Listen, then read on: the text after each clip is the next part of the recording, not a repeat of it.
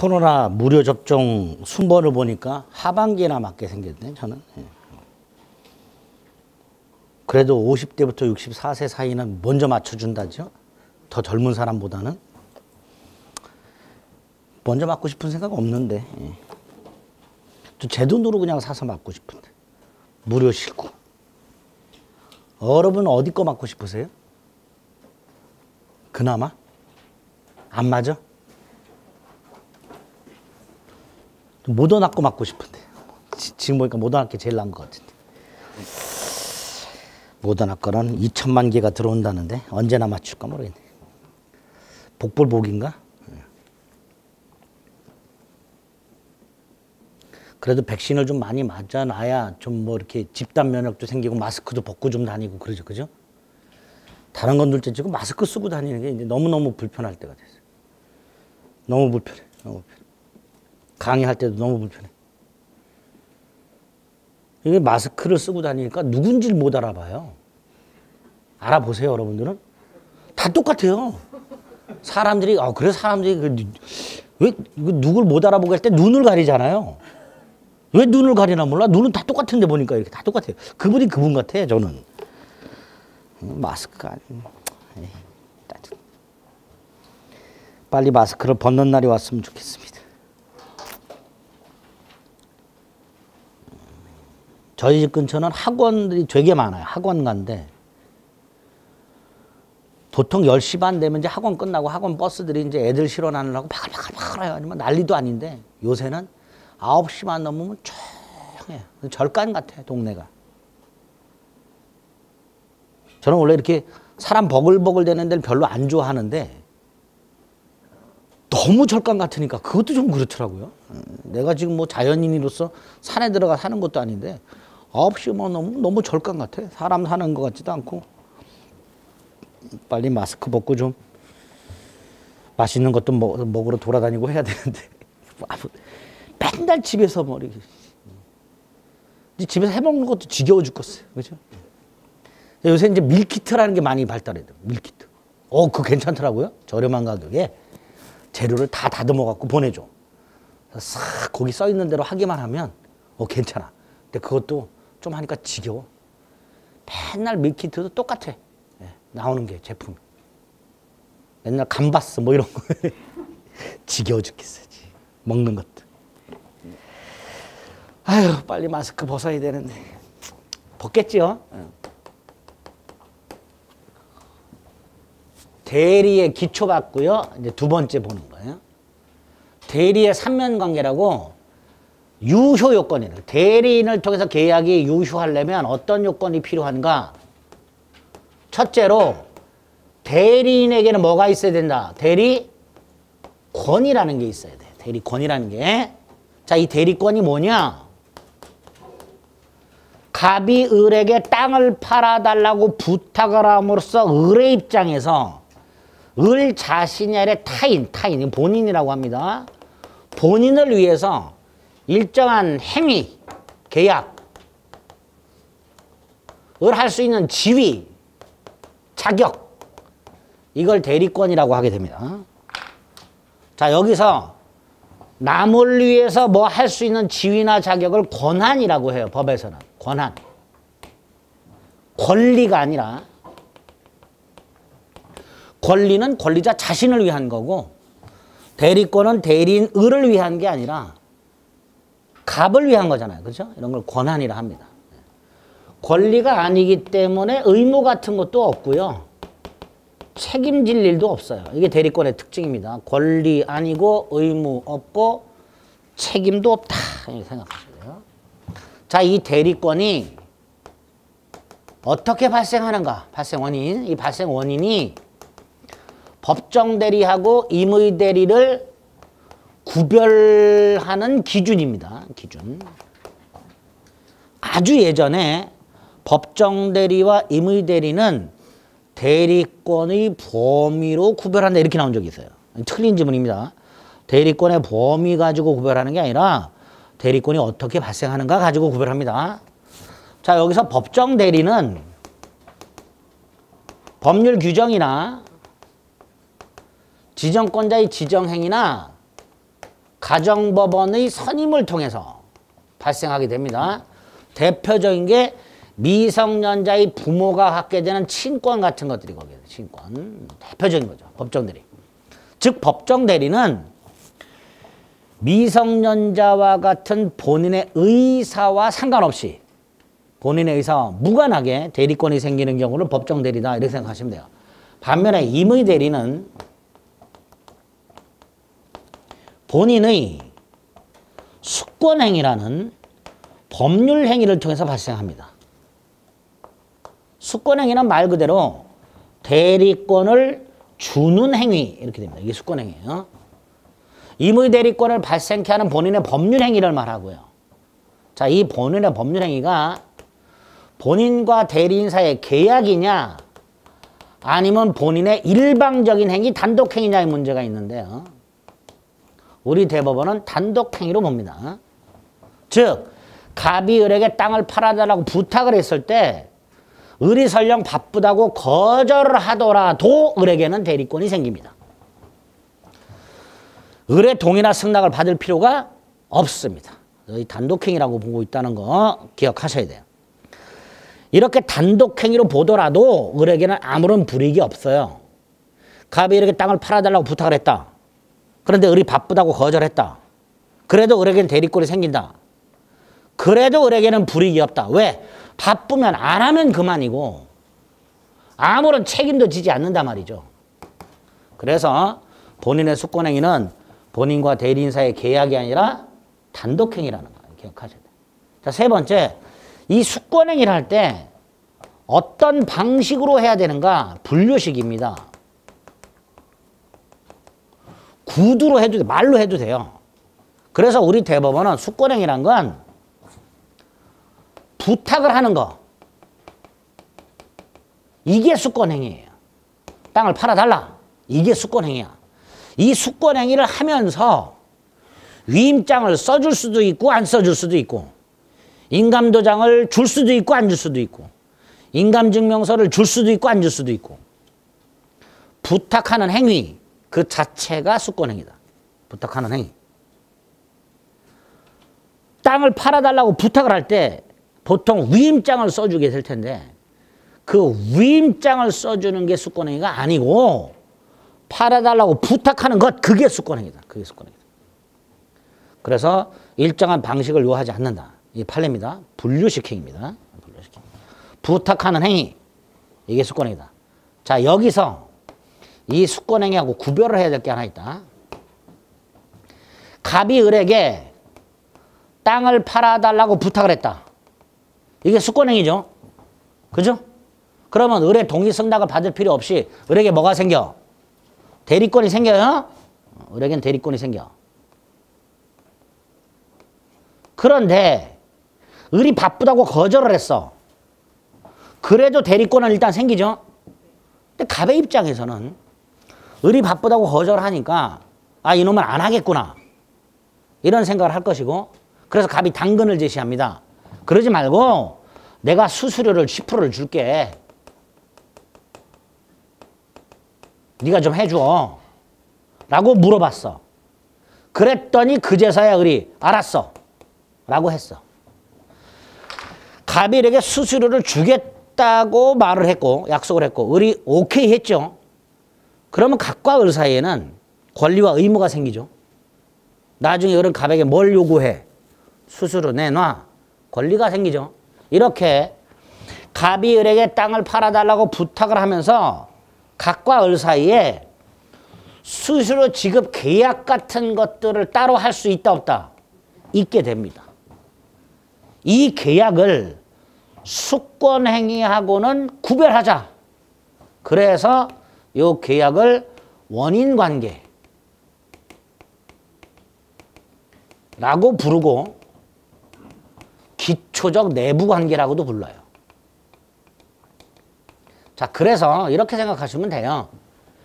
갑이 을에게 땅을 팔아달라는 부탁은 수권행위고 그 수권행위 외에 갑과 을 사이에 별도의 뭐를 할 수도 있다. 계약을 할 수도 있다. 계약을 하게 되면 갑과 을에게는 뭐가 생긴다? 권리와 의무가 생긴다. 그 계약을 할 수도 있고 안 할 수도 있다. 그러니까 수권행위와 계약은 하나의 행위가 아니라 별개의 행위다. 그래서 수권행위와 계약을 구별하자. 그래서 따로 명칭을 부르게 됩니다. 원인관계라고. 이렇게 을에게 대리권이 발생하는 본인의 단독행위인 수권행위와 본인과 대리인사의 권리 의무를 발생시키는 기초적 내부관계인 원인관계를 구별하자. 하나의 행위가 아니라 별개의 행위다. 별개의 행위다. 자, 이건 나중에 대리권 소멸해서 다시 한번 확인하게 됩니다. 대리권 소멸. 자, 세 번째. 대리권의 범위가 어디까지인가? 대리인의 대리권의 범위가 어디까지인지 확정이 되어야 그 범위 내의 행위만 대리가 되는 거고요. 범위를 벗어나게 되면 그건 대리행위가 아니고 무권 대리가 되는 거예요. 그래서 을의 행위가 갑에게 유효하려면 을에게 대리권이 있고 그 다음에 그 대리권 범위 내의 대리행위가 있어야 돼요. 그러니까 대리권의 범위가 어디까지인지를 밝혀낼 필요가 있다. 대리인이 어디까지 할 수 있는가. 갑이 을에게 땅을 팔아달라고 부탁을 했는데 을이 그 땅을 병한테 파는 경우 병이 을에게 계약금을 준다. 을이 이걸 수령할 권한이 있는가. 이런 것들이 문제가 되는 거예요. 갑은 을에게 땅을 팔아달라고만 부탁을 했지 돈을 받으라고까지는 말을 한 적이 없기 때문에 그 계약 체결 대리권의 범위 속에 돈을 수령하는 권한도 포함이 되는가의 문제가 이 대리권의 범위의 문제가 되는 거예요. 자, 여기서 법정 대리는 법에 정해져 있어요. 따라서 대리권의 범위가 큰 문제가 안 생기는데 임의 대리가 문제예요. 왜? 임의 대리는 본인이 무엇을 부탁했는가 이거 가지고 대리권의 범위가 밝혀져야 되는 거예요. 갑이 을에게 땅에 관련된 서류를 주면서 은행 가서 담보대출을 받아오라고 했어. 근데 을이 팔아버렸어. 그럼 을이 그 땅을 팔아먹는 행위는 대리권의 범위를 벗어난 거죠. 그러니까 갑이 을에게 무엇을 부탁했는가를 해석을 통해서 대리권의 범위를 밝히게 됩니다. 임의 대리 경우에는. 자, 여기서 기본이 되는 대법원 판례. 우리 대법원은 특별한 사정이 없는 한 능동 대리권의 범위 속에는 수동, 수령 대리권이 포함된다. 이게 판례의 기본적인 태도예요. 능동 대리권의 범위 속에는 수동, 수령 대리권이 포함되는데 능동 대리가 뭐냐? 그냥 머릿속 그림으로 생각하세요. 대리인이 상대방에게 표시를 하는 게 능동 대리예요. 대리인이 상대방에게 뭘 하는 게 능동이야. 반면에 상대방이 대리인에게 뭘 하고 대리인이 이걸 받는 게 수동입니다. 대리인이 하는 게 능동, 대리인이 갑을 위해서 받는 게 수동이에요. 이게 기본이야. 그래서 매매 계약 체결 대리권 속에는 매매 계약 체결 대리권 속에는 갑이 이렇게 땅을 팔아달라 이렇게 부탁을 해서 을이 매매 계약을 할 수 있는 대리권이 생겼는데 그 계약, 그 대리권 속에는 당연히 계약을 체결할 권한과 계약금, 중도금, 잔금을 수령할 권한까지를 포함한다는 게 판례예요. 그래서 을은 병으로부터 계약금 수령할 수 있고 중도금 수령할 수 있고 잔금도 수령할 권한이 있다 이렇게 된 거예요. 받을 권한이 있는 거예요.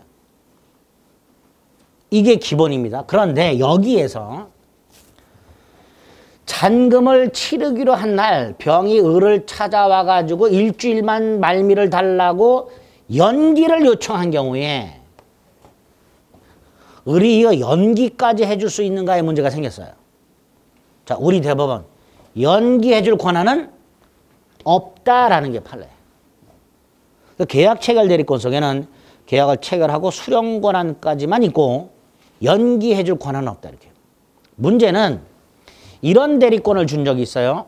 갑이 을에게 땅을 팔아달라. 이게 계약 체결 대리권이에요. 땅을 팔아달라. 이게 계약 체결 대리권인데 갑이 을에게 땅을 팔아달라. 및 이행까지 네가 전부 해라. 이거를 포괄적 대리권이라고 해요. 이런 대리권을 줬어.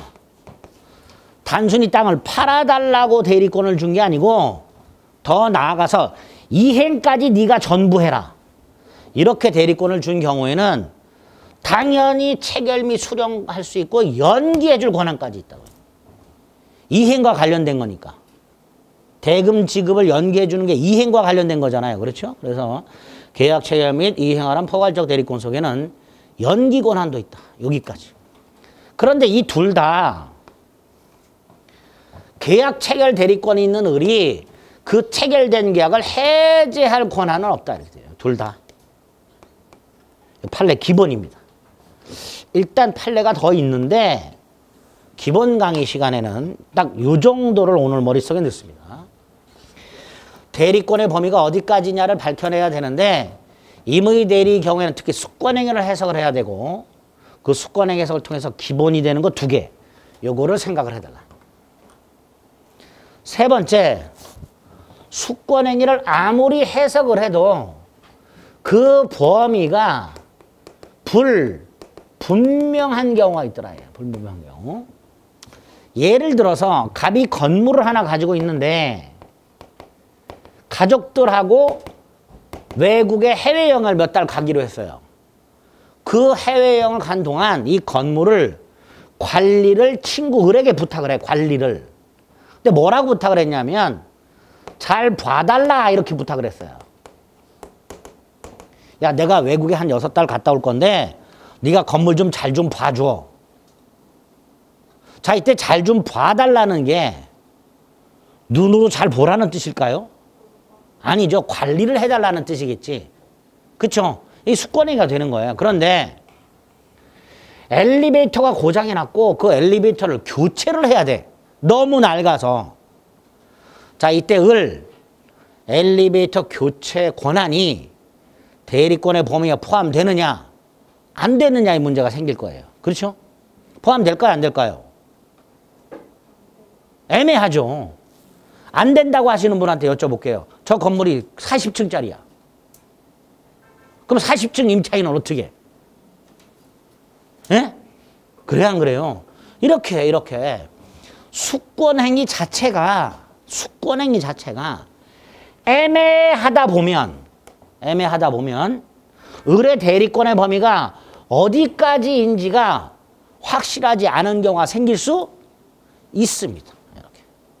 자, 이럴 때를 대비해서 보충 규정이 하나 있더라요. 118조. 118조에 의하면 대리권의 범위를 정하지 아니한 대리인이라고 되어 있는데 대리권의 범위가 불분명한 경우를 말해요.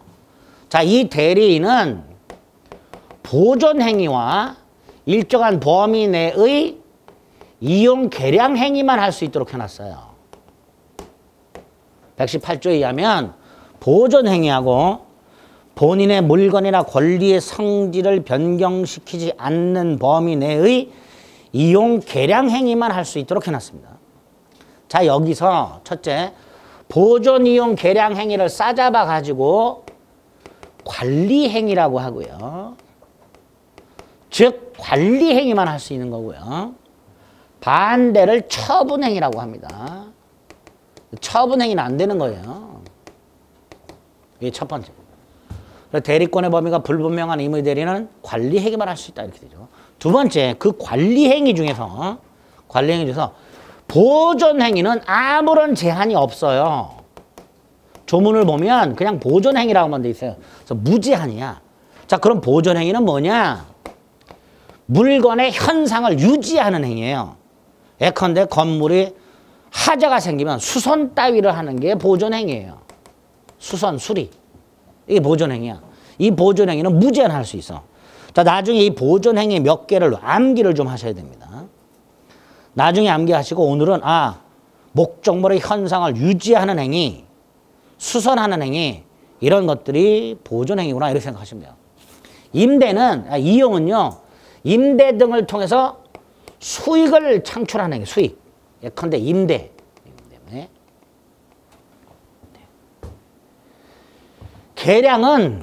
계량은 건물 따위를 리모델링을 하거나 또는 1층에 분식집이 있었는데 1층을 스타벅스하고 계약을 해. 같은 건물일 때 1층에 분식집이 있는 거하고 스타벅스가 들어온 경우하고 건물 가격이 차이가 나요, 안 나요? 나죠. 그래서 건물주들은 어떻게든 스벅 드리려고 뭐 그러잖아. 그렇게 목적물의 가액을 증가시키는 걸 뭐라 한다? 계량이라고 해요. 가액 증가.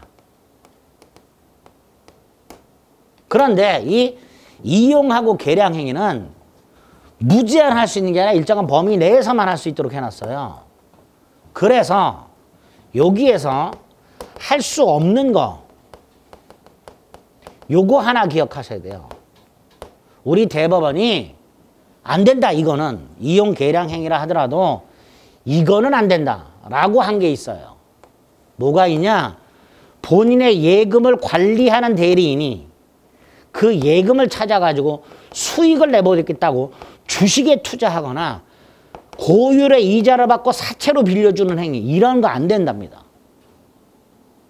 이게 우리 판례의 태도예요. 그래서 대리권의 범위와 관련해서 두 번째로 보셔야 될 게 이 118조 해석이에요. 대리권의 범위가 불분명한 경우 보충 규정이 하나 있다.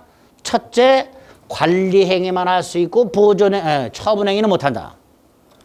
두 번째, 관리 행위 중에서 보존 행위는 무제한 할 수 있고 이용 계량 행위는 일정 범위 내에서만 할 수 있다. 세 번째, 할 수 없는 이용 계량 행위를 하나 암기하자. 본인의 예금을 찾아가지고 주식이나 사채에 투자하는 행위. 이런 거는 할 수 없다. 대리권의 범위에서 이 정도를 기억을 좀 오늘 해주셔야 돼요. 아주 잘 나오는 내용들 중에 하나입니다. 중요하죠. 네 번째, 대리권에서 네 번째로 문제된 게 제한이에요. 왜? 갑이 을에게 1억짜리 땅을 팔아달라고 부탁을 했는데 그냥 1억짜리 땅을 팔아달라고 부탁을 했지 어느 정도 받아달라는 말을 안 했어요. 그래서 을이 팔았는데 100만 원 받고 팔았어. 갑이 을에게 왜 이렇게 헐값에 팔았냐고 책임을 물을 수 있다 없다? 없다 말이죠. 책임을 못 물어요. 왜?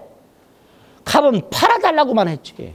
얼마를 받아달라는 제한을 했어 안 했어? 안 했단 말이지. 그러니까 당연히 숙권행위를 하면서 일정한 제한이 필요하다 안 하다? 필요하겠지. 그게 대리권 제한이에요. 그래서 법정 대리는 법률 규정에 의해서 임의 대리는 숙권행위를 통해서 대리권을 제한할 수 있게 됩니다. 당연하겠죠. 그런데 우리 민법이 이 대리권 제한과 관련해서 따로 조문을 2개를 별도로 만들어놨어요. 특별하게. 다시 한번 대리권의 제한, 법정 대리는 법률 규정으로, 임의 대리는 숙권행위로 제한을 할 수 있다. 이게 원칙. 단 민법이 2가지 조문을 따로 만들어 놓은 게 있다. 그 중에 하나 119조. 대리인이 여러 명이 있어. 예를 들어서 갑이 을에게도 땅을 팔아달라, 병에게도 땅을 팔아달라 그랬어. 자, 이럴 때 각자가 대리할 수 있는가 공동으로 해야 되는가의 문제가 생겨요. 그렇죠? 각자가 대리한다면 이렇게 되겠지. 을은 을 나름대로 정과 매매 계약을 해. 병은 병 나름대로 무하고 매매 계약을 해. 이게 각자예요. 그러면 갑의 입장에서는 이중 매매한 거죠. 그런 문제가 생기겠지. 다시 한번 갑이 을에게도 땅을 팔아달라, 병에게도 땅을 팔아달라. 이때 을과 병이 각자 할 수 있다면 을은 정하고 병은 무하고 계약을 하는 게 가능해져요. 그러다 보면 갑의 입장에서는 이중으로 매매를 한 게 돼요. 결과적으로. 그렇죠? 그러니까 공동으로 해야 되는 거 아니냐의 문제가 생기는 거예요. 이렇게 대리인이 여럿 있을 때 각자 대리냐 공동 대리냐의 문제가 생기게 됩니다. 원칙이 각자 대리. 원칙이 무슨 대리? 각자 대리. 그래서 지금 말씀드린 을은 을 나름대로 정하고 병은 병 나름대로 무하고 계약을 하는 게 가능해져요. 그런데 그렇게 하면 이중매매 문제가 생기니까 갑이 숙권행위 따위를 하면서 공동으로 하라고 제한을 가하게 되는 거예요. 그래서 공동대리가 대리권 제한이 되는 거예요. 이렇게 대리인이 여럿 있을 때는 각자 대리가 원칙이 돼 법률 규정이나 숙권행위를 통해서 공동으로 하라고 제한을 가할 수 있게 됩니다. 만약에 이 공동대리 제한을 위반하게 되면 무권대리가 되어버려요. 예를 들어서 미성년자의 부모는 혼인 중에 공동으로 친권을 행사하도록 되어 있어요. 공동으로. 법률 규정에서 공동으로 하도록 되어 있어요. 그러면 갑이 영어 학원을 다녀야 돼. 학원과 계약을 해야 되죠. 미성년자니까 지가 못하지요. 부모가 대신해 줘야 되지. 이때 만약에 각자 한다면 엄마는 A 학원, 아빠는 B 학원. 이런 경우가 생긴단 말이죠. 그러니까 그러지 말고 엄마 아빠가 머리를 맞대고 공동으로 결정을 하라고 제한을 가해 놓은 거예요. 그럼에도 불구하고 엄마 혼자 결정했어. 그럼 어떻게 된다? 무권대리가 되는 거예요. 그래서 본인에게는 아무런 효력이 생기지 않게 됩니다. 지금 대한민국에서 애들 학원 결정할 때 무권대리가 난무하고 있죠. 엄마 혼자 결정하죠. 아빠가 간섭이라도 하려고 그러면 뭐라 그래요? 당신 애가 몇 반인지는 알아? 몰라. 그럼 끼어들지 마. 뭐 이러면서. 그게 다 무권대리가 되는 거예요. 어쨌든 원칙이 각자 대리고 공동대리 제한을 가할 수 있는데 예외 그걸 위반하게 되면 무권대리로서 본인에게 아무런 효력이 생기지 않는다. 또 하나가 124조 자기계약이나 쌍방대리가 원칙적으로 금지가 되어 있어요. 자, 여기서 자기계약과 쌍방대리는 그림으로 이해하시면 돼요. 자기계약은요. 갑이 이렇게 땅을 팔아달라고 부탁을 했는데 을이 사는 경우 이게 자기계약이에요. 한편으로는 대리인지에서 한편으로는 상대방지에서 하는 경우를 자기계약 형태라고 하고요. 쌍방대리는 매도인 갑과 매수인 병의 대리인이 을이야. 이게 쌍방대리가 되는 거예요. 이렇게 자기 스스로 계약 당사자가 되거나 이해관계가 충돌하는 2인 이상의 대리인으로서 대리 행위를 하는 경우를 원칙적으로 뭐 하고 있다? 금지를 하고 있습니다. 자기약 쌍방대리 원칙적 금지. 다만 예외적으로 허용되는 경우가 몇 가지가 나오는데 그중에 나중에 몇 가지를 더 외우실 거고요. 그중에 124조에서 허용하고 있는 거 두 가지. 본인이 허락한 경우. 본인이 허락을 한 경우에는 자기약 쌍방대리 할 수 있다.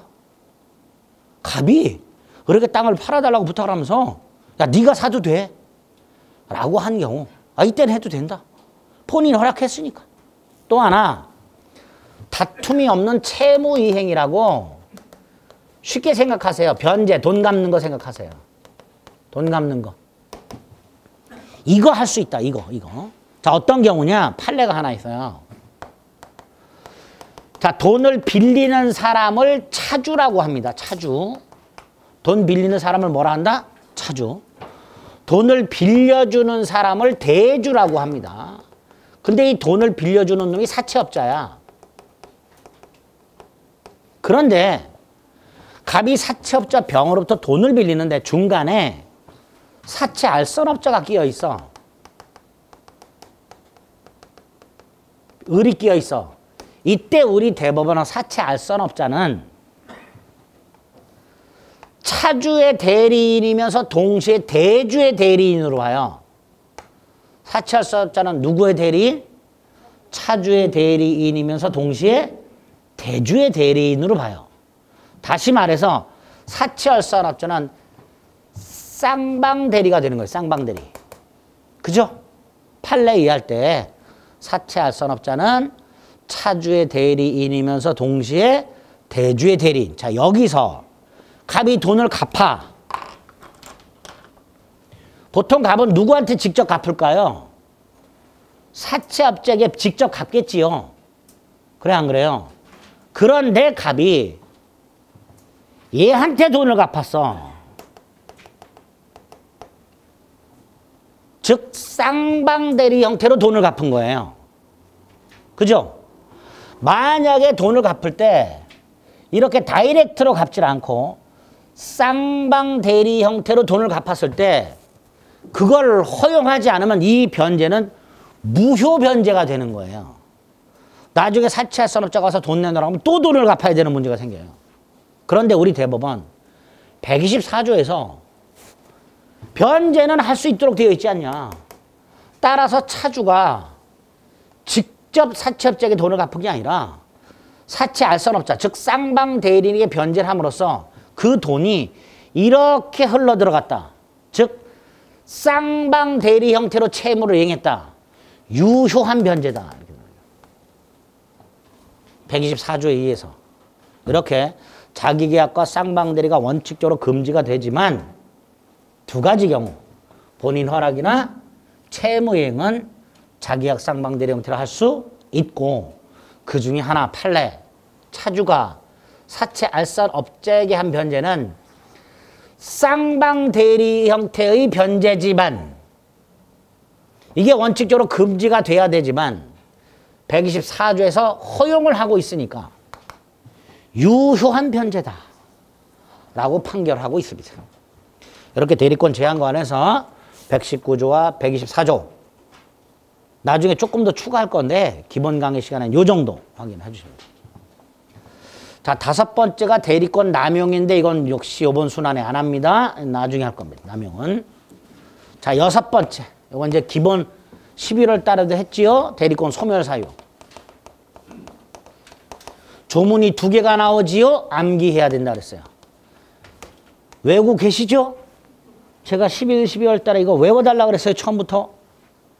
먼저 127조는 법정 대리와 임의 대리의 공통 소멸 사유, 공통. 법정 대리와 임의 대리의 공통한 소멸 사유입니다. 이렇게 해놨어요. 본인이 사망한 경우 하고요. 대리인이 사망한 경우, 성년 후견이 게시가 된 경우, 파산한 경우 이렇게 해놨어요. 자, 암기합니다. 본사, 대사성파. 네, 외웁니다. 자, 여기서 먼저 본인은 사망만 대리권 소멸사유. 사망만. 본인의 성년 후견에 계시나 본인의 파산한 대리권 소멸사유가 아니야. 본인은 사망만. 반면에 대리인이 사망한 경우뿐만 아니라 대리인이 성년 후견에 게시가 되거나 대리인이 파산 선고를 받은 경우도 대리권 소멸사유고 이때 대리인의 성년 후견에 계시나 파산은 대리인이 된 후에 대리인이 된 후에 성년 후견에 게시가 되거나 파산 선고를 받았을 때 대리권 소멸사유가 되는 거고 또 대리인의 성년 후견에 계시는 대리권 소멸 사유지만 대리인의 한정 후견 계시는 대리권 소멸 사유가 아닙니다. 성년 후견 계시는 걸 정확하게 기억을 해두세요. 조문 암기하시는 거예요. 그 다음 128조는 임의 대리권의 특유한 소멸 사유인데 아까 임의 대리권은 수권행위를 통해 생긴다 그랬죠? 그죠? 그러니까 대리인이 대리행위를 하기 전에 본인이 수권행위를 철회하면 돼요. 야, 너 하지 마. 꼬라지를 보니까 너 하기 싫은 것 같은데 하지 마. 이렇게. 수권행위 철회하면 돼요. 또 하나 아까 수권행위를 하면서 계약까지 했어. 이 계약이 뭐였어요? 원인관계라 그랬죠. 이 원인관계가 종료된 경우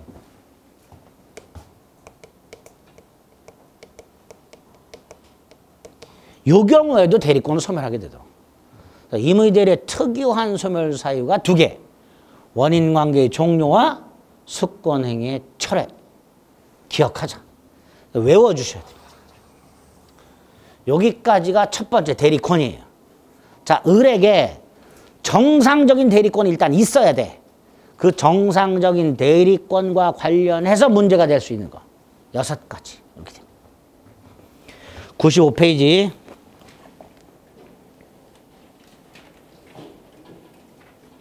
하단에 대리권의 뜻이 있습니다.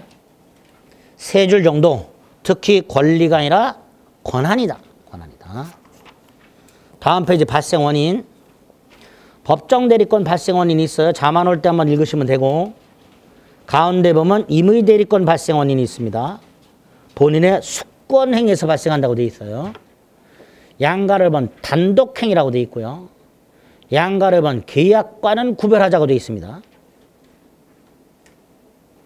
계약과는 구별하자. 그리고 오른쪽 다섯 번째 줄 분류식이라고 되어 있습니다.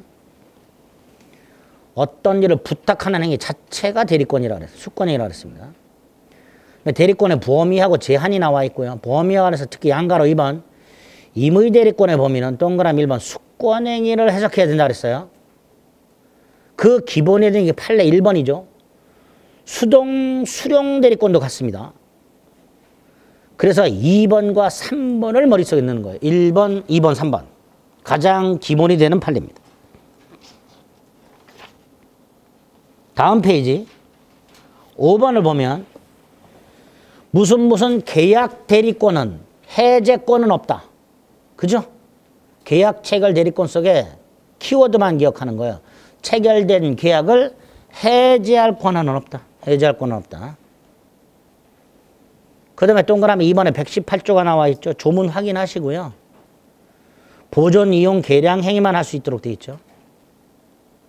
이때 기억, 니은, 득은 보존 행위란 이런 거고 이용 행위란 이런 거고 계량 행위는 이런 거다 라고 되어 있는데 기억의 보존 행위에서는 세 번째 줄 무제한으로 할 수 있다. 무제한으로. 반면에 니은의 이용 행위는 세 번째 줄 성질을 변경시키지 않는 범위 내에서만 할 수 있다. 디귿의 계량 행위도 A의 세 번째 줄 성질이 변하지 않는 경우에 하나여 인정된다. 그래서 예를 들어 예금을 주식이나 사채로 바꾸는 경우 된다 안 된다? 안 된다. 그리고 오른쪽 메뉴에 처분 행위는 아예 안 된다. 처분 행위는 아예 안 된다. 대리권 제한 124조 자기계약과 쌍방대리는 동그라미 1번 원칙적으로 금지가 된다. 다만 동그라미 2번의 기억 본인이 허락한 경우 하고 다음 페이지 채무이행은 된다. 그 채무이행과 관련해서 뭘 기억하자? 아까 이거 말씀드린 거 사채 알선 업자에게 한 변제. 요거 꼭 기억해달라. 사채 알선 업자에게 한 변제.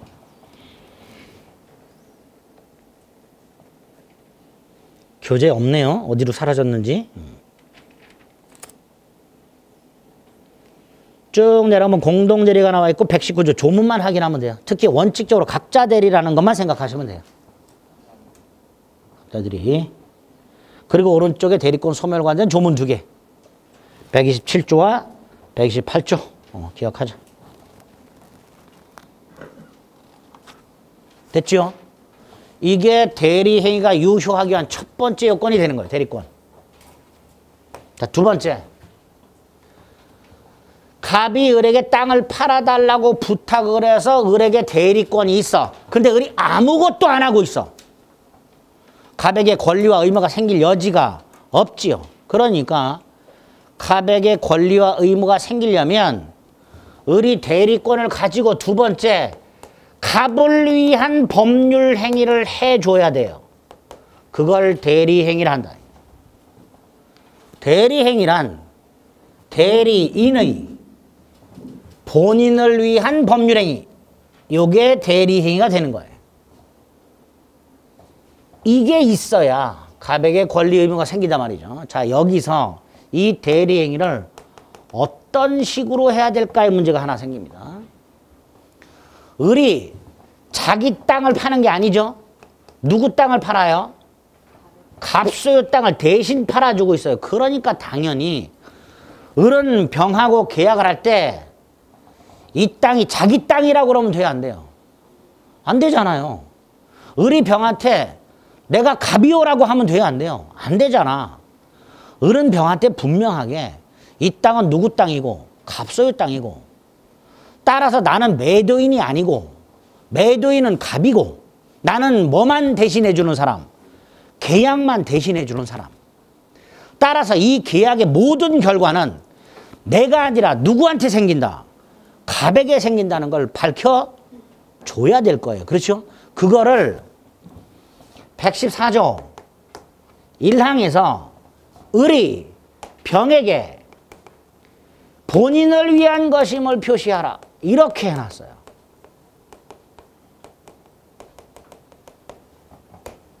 이게 대리행위 방식이라고 부르는 거예요. 갑을 위한 계약임을 밝혀라 이런 뜻이에요. 요거를 대리의사 표시 또는 현명이라고 부릅니다. 현명이라는 것은 이름 명자입니다. 본인의 이름을 밝혀라 라는 뜻입니다. 즉 을이 병과 계약을 할 때 갑의 이름으로 계약을 하라라는 뜻인데 그 의미는 계약상 목적물이 자기가 아닌 타인 소유임을 밝혀라. 나는 단순히 대리인임에 불과하다는 걸 밝혀라. 이런 뜻입니다. 그걸 본인의 이름으로 한다 이런 뜻이에요.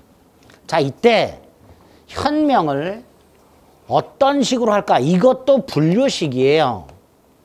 그래서 우리 대법원에 의하면 보통은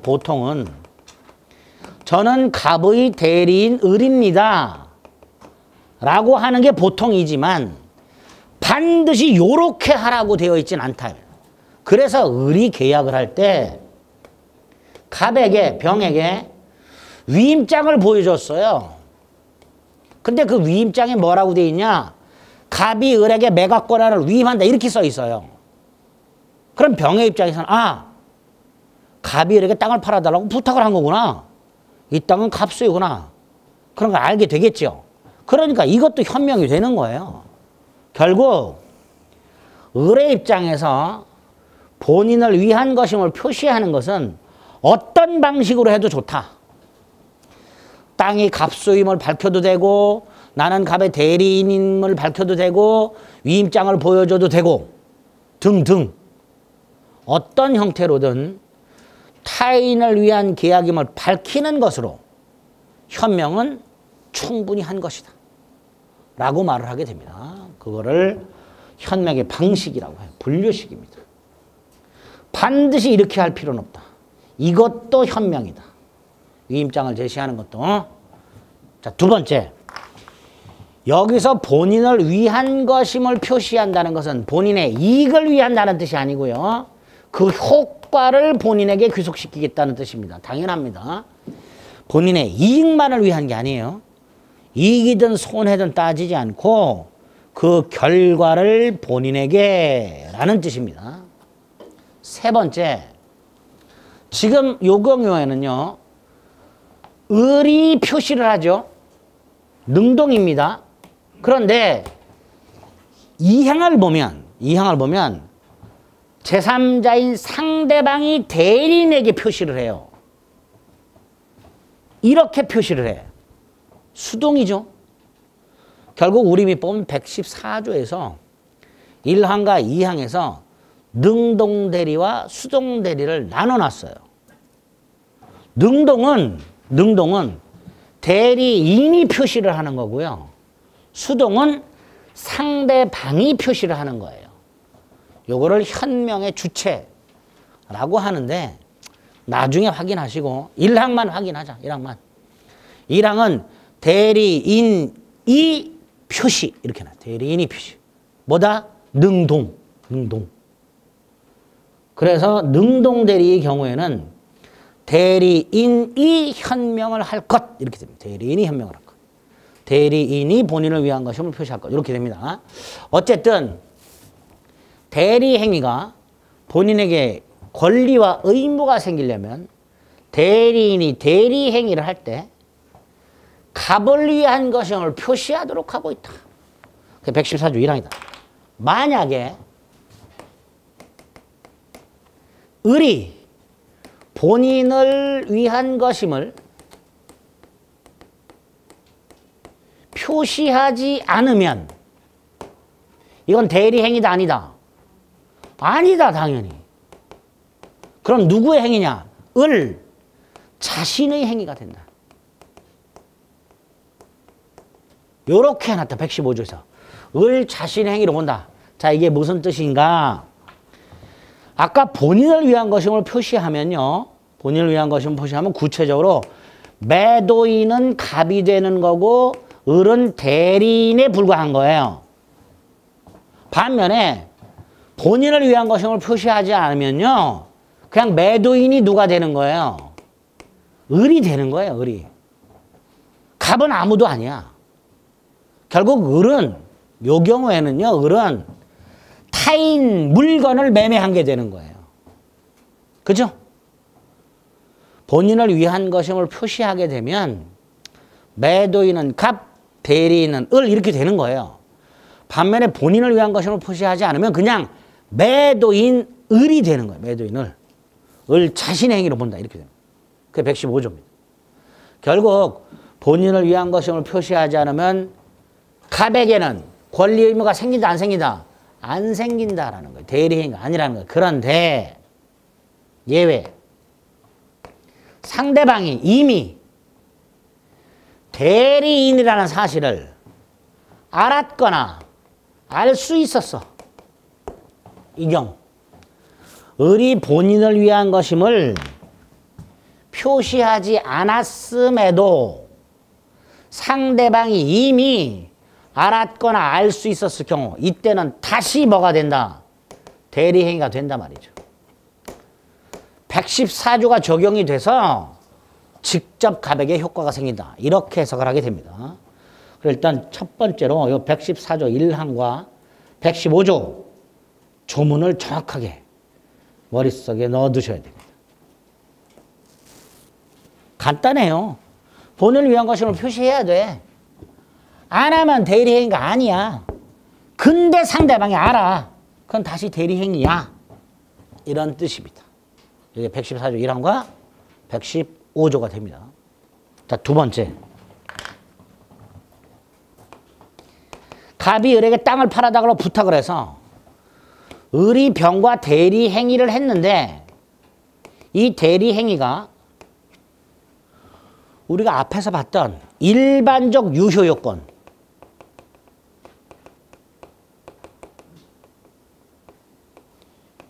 요거를 갖추지 못했어. 대리행위도 어찌됐건 법률행위잖아요.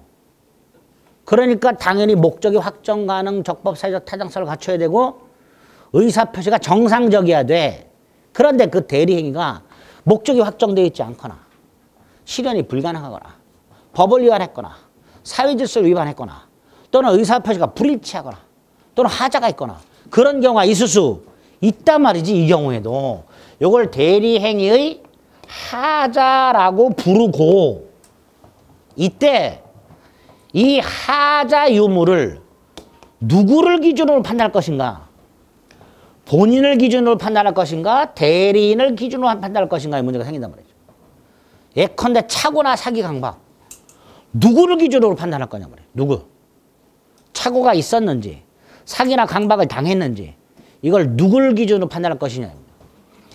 116조에서 대리인 표준화, 대리인 표준.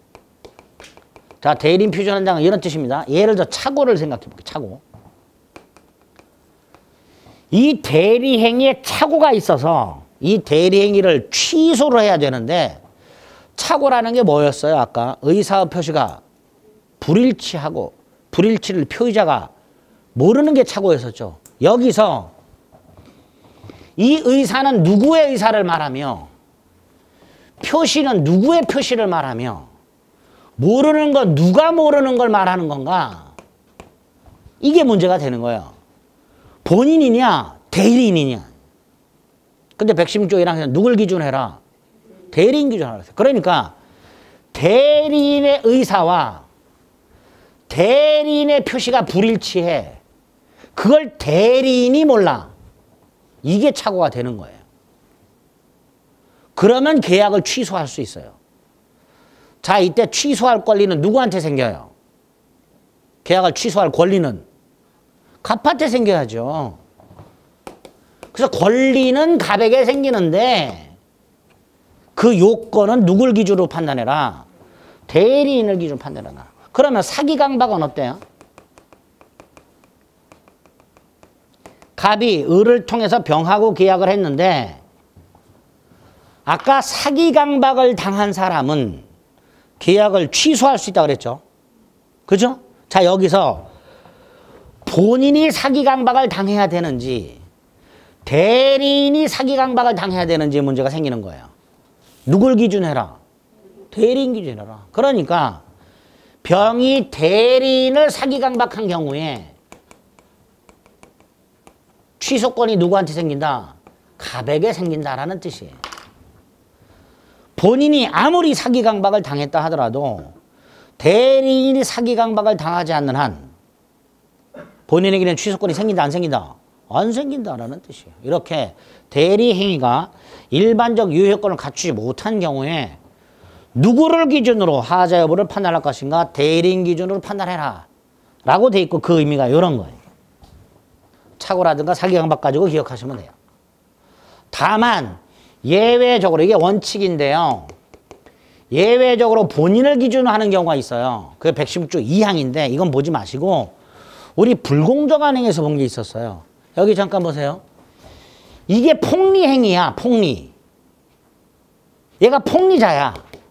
그런데 폭리행위가 되려면 피해자가 궁박경설 또는 무경험해야 되잖아요. 그런데 대리인을 통해서 했지요. 그러니까 얘를 기준으로 판단해야 돼. 을을 기준으로 궁박했는지 경솔했는지 무경험했는지를 판단해야 돼. 그런데 우리 대법원이 궁박만은 누굴 기준해라? 본인 기준하라. 본인 기준. 그래서 외웠잖아요. 궁본, 경무대 이렇게. 예외가 되는 거예요. 궁박만은 본인 기준해라 이렇게. 그래서 시험 문제 잘 나오죠. 근데 어쨌든 대리행위 하자가 있을 때 원칙을 누굴 기준해라? 대리인. 기억하자. 세 번째, 대리인의 능력. 갑이 을에게 땅을 팔아달라고 부탁을 했을 때 얘 의사 결정해야 된다 그랬죠.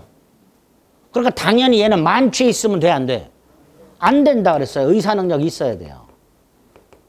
문제가 행위 능력입니다. 행위 능력. 그런데 행위 능력에 대해서는 117조에서 행위 능력자임을 요하지 않는다라고 되어 있습니다.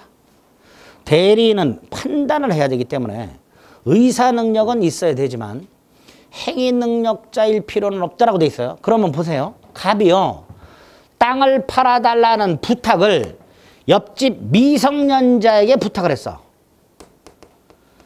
자, 이 미성년자 을이 병하고 갑소유 A 토지를 매매하는 계약을 해. 그런데 미성년자는 계약을 할 때 누구 동의 받아야 돼? 부모 동의 받아라 그랬죠. 그러니까 을의 부모 동의가 필요한가의 문제가 생기는 거예요.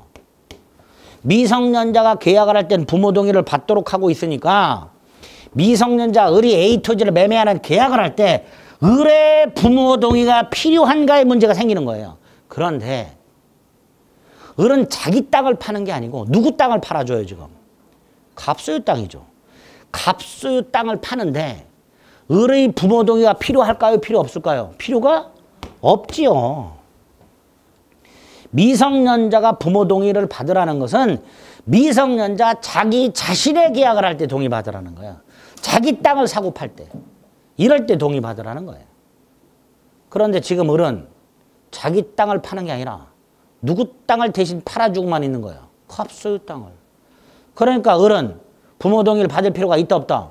없어요. 그래서 행위 능력자임을 요하지 않는다라고 해놓은 거고 그 뜻은 미성년자가 타인을 위하여 대리 행위를 할 때는 그 법정 대리인의 동의를 받을 필요가 없기 때문에 나중에 이 대리 행위를 취소할 수 있다 없다? 없다라는 뜻입니다. 취소.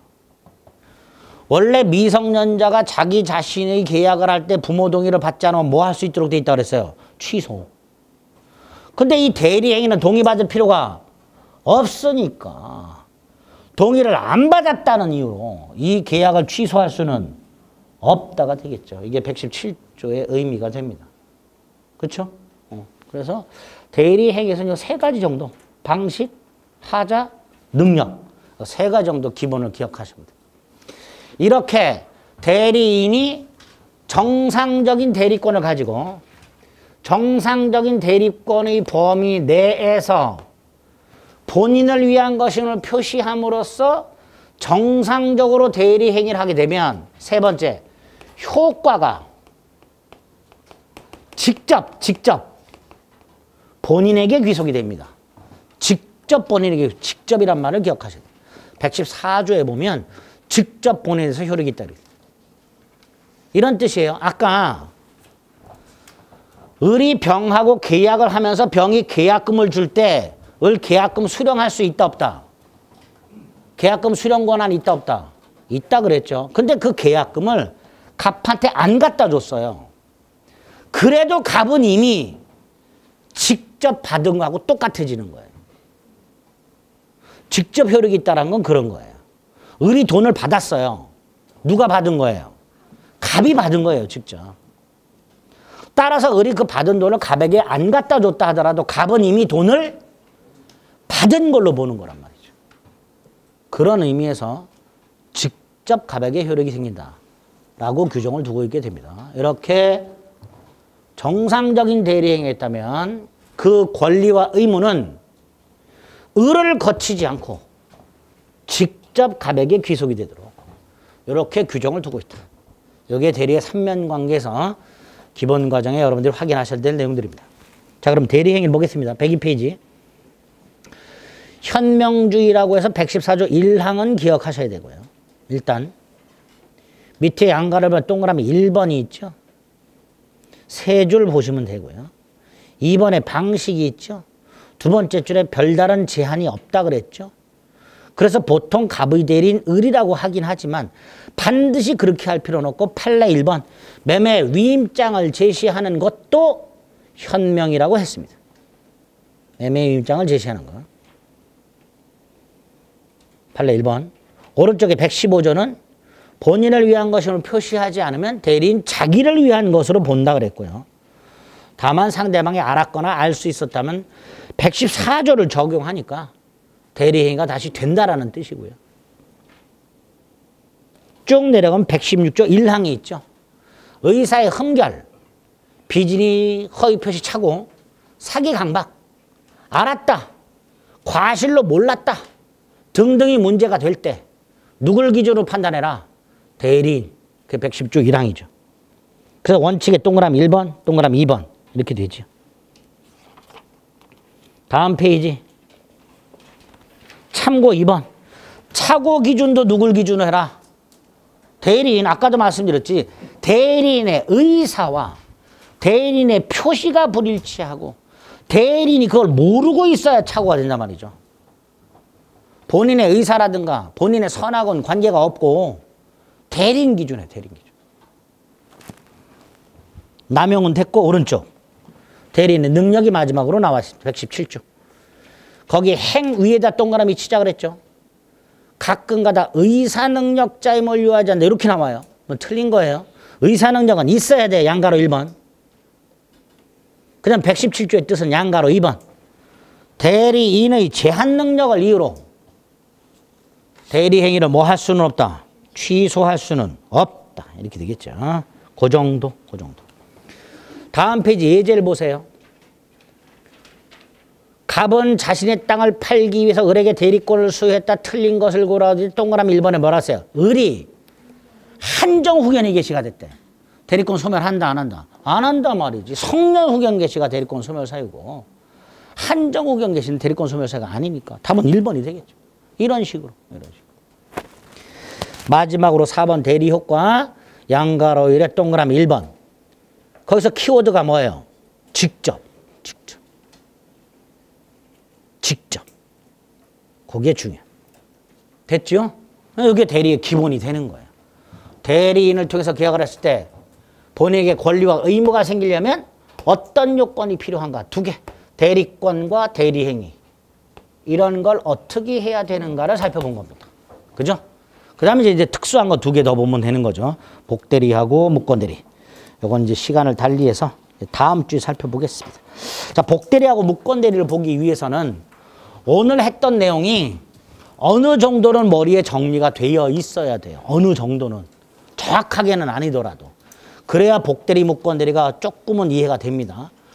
오늘 말씀드린 내용을 전혀 모르는 상태에서 복대리, 목건대리를 보면 그만두고 싶은 생각이 불쑥불쑥 생깁니다. 본인만 괴로워요. 다음 주에 오늘 거는 반드시 한번 보고 오셔야 됩니다. 아시겠죠? 여기까지 하겠습니다. 수고하셨습니다.